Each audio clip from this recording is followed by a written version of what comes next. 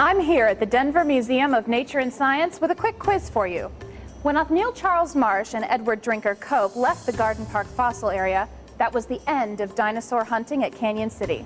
True or false? You're right. The answer is false. Some of the most stunning dinosaur finds were yet to be unearthed from the rock. And when they were, the results were incredible, like this Diplodocus.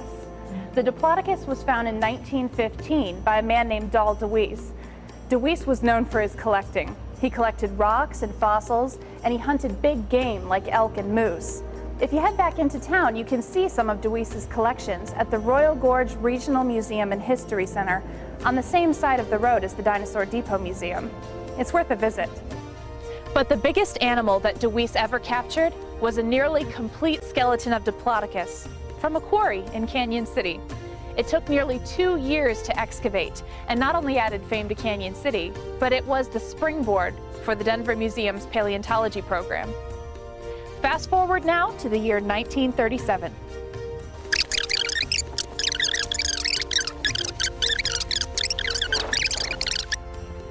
And picture this, a high school teacher on a field trip with his students outside Canyon City stumbles across a rock.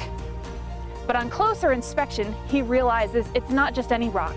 It's actually a fossilized dinosaur bone. And it's not just one bone either. It's a whole mass of bones. The man was Kessler. And the bones, well, they were a nearly complete skeleton of a dinosaur, Stegosaurus stenops.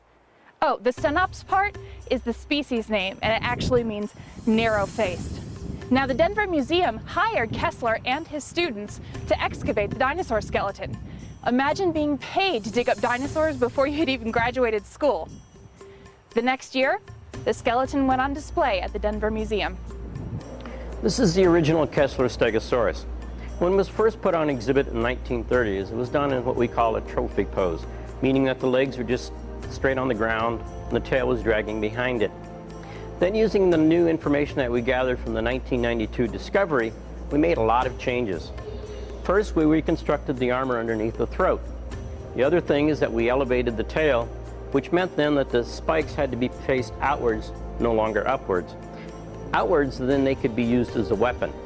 And finally, the last big change that we made was to incorporate what we call a more dynamic pose.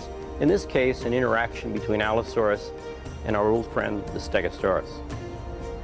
This Stegosaurus was a big deal, and I'm not just talking about his body size. In 1982, the Stegosaurus stenops became Colorado's state fossil. So that's it for the Deweese and Kessler quarries, although the story is far from finished. There are tons more fascinating dinosaurs to be uncovered. Right, Spike? He says yes.